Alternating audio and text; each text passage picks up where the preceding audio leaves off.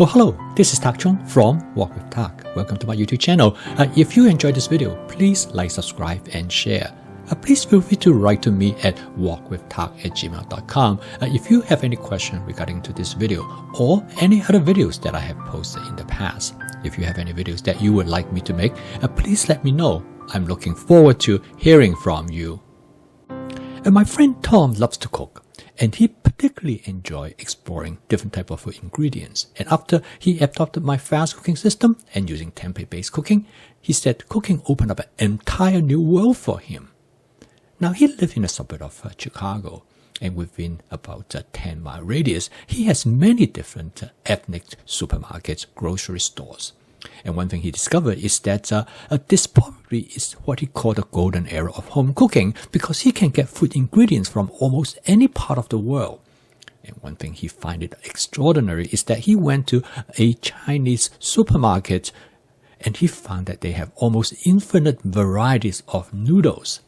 Now, Tom always liked noodles, but he usually eat only one or two kinds of noodles. So for him to discover all these different types of noodles is almost like a kid in a candy store. He could not avoid trying as many of them as possible. And this is a video I would like to demonstrate to you that if you have this opportunity, you should give it a try as well. In this video, I would like to tell you about a particular noodles that I actually picked up from the same store. And this noodle is very interesting. And the Chinese word of the noodles means it's a knife-cut noodles. It's a relatively broad noodles. And this knife-cut noodle is very famous in certain part of China, where they make the noodles by using a knife to cut up the noodles. Now, cooking noodles actually is very easy. It's a basic, simple template. And if you follow it, it rarely goes wrong. And basically, the first step you do with all noodles, because they come dehydrated, you need to hydrate them by boiling them.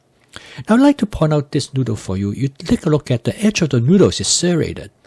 And the serration of this noodle is due to the fact that they actually cut the noodles with a knife, and that's why they call it knife-cut noodles. Now, I don't know how they do it now, but in the old days, they probably actually do use a knife to cut it. This modern manufacturing, they probably cut it by machine. Now, boiling noodles actually is the best if you boil them in a container with a large opening. In this case, such as a wok. The wok turned out to be the perfect cooking utensil for boiling noodles because of this large opening. It actually, first of all, allow you to manipulate the noodles much easier. And secondly, because of the large surface area, the water of the noodles will never actually come to full boil. And that is good, because then you don't have to worry about things boiling over. In this case, I can still turn the heat of the burner all the way to high and able to cook the noodles rapidly without it from burning. Now you notice that in here, I boil the noodles in my Cuisinart 14-inch stainless steel wok. Now, stainless steel wok is perfect for this purpose. Now, any other type of wok, such as a carbon steel or a cast iron wok, you do not want to boil water in it because those wok, the surface is protected by a layer of thin oil. And if you boil it, it will remove it and the wok will get rust. But you don't have to worry about stainless steel wok. This noodle takes only about 6 to 7 minutes to boil. And I usually boil my noodles to, I would call it al dente. And because quite often I will cook the noodles a little bit further, such as in the lo mein or chow mein. To stop the noodle from further cooking, I just transfer them into a bowl of large cold water. And this is much easier than rinsing them under the sink. And this is in a colander. It's very easy for me to remove the water quickly. For this kind of noodle, the best way to cook them is to actually pan fry them, because they're relatively thick and you can actually char them and cause a slightly crispy texture.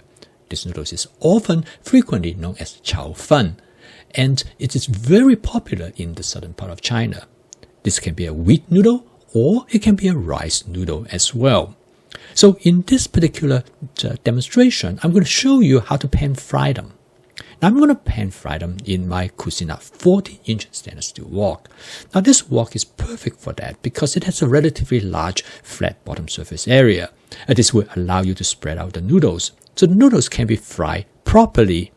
Now to make sure that the noodles do not stick to the bottom of the wok, you need to season it, and I use my spot seasoning method, which is basically heat up the oil until it starts to smoke gently for about 15 seconds. Then I am ready to cook.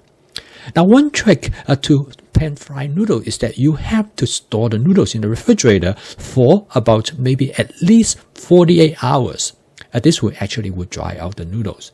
The idea is very similar to when you cook fried rice, because when the noodle is dry, it's more likely for them not to stick to the bottom surface of the wok. Now, if you use the noodle directly after you boil them, it guarantees that they will stick to the bottom surface, no matter how much you season your wok. This is just the nature of how starch interact with a hot surface. Now, as you can see, is that these noodles that I put in there has been in the refrigerator for about 48 hours, and they kind of stick to each other. So I use a pair of long-handled tongs. Now, the tongs to be very useful for cooking noodles, and I use it to separate them. And then I also use the wok spatula to make sure that I scrape any of the noodles that might have potentially stuck to the bottom surface of the wok. And this way, you will make sure that things can be removed very quickly. The wok spatula is great for this type of purpose. Okay, now I'm going to switch back to my tong. As you can see that some of the noodles start to get burned. A secret to that is that if you want the noodles to burn more, then put in less oil. And if you feel looks like it's burned too much, then you put in a little bit more oil. The goal is that to have some part of the noodles that are slightly charred, and that give really great flavor to the noodles. And this is the attractiveness of this dish, is the noodle have that crispy texture. It's very simple and easy to make, and it can provide you with excellent culinary experience. Now, there's many different ways to eat these noodles. One is that you can eat it directly. Since the noodle is already cooked, as you can see, all that I need to do is to cause it to do some charring. Here, I'm going to add some of my wok with tak basic seasoning mix. This will give the noodle great flavor. In this type of situation, you can actually eat the noodle just the way it is without having to add anything, because the crispy texture will provide the noodles great flavor. And then I add some chopped scallion, and you mix it with the chopped scallion, give it a nice onion flavor. The important thing I want to call attention to is that nothing sticks to the bottom surface of the wok, even though it is a stainless steel wok. And the reason is that because the noodle has been kept in the refrigerator for 48 hours, and also I put in sufficient amount of oil as well as mix the noodles regularly to prevent it from sticking. If you have the noodle stick, you know the noodle is not dry enough. Then you should keep it in the refrigerator a bit longer before you use them next time. Now, this noodle dish can stand alone as it is, but I usually cook it as a side dish.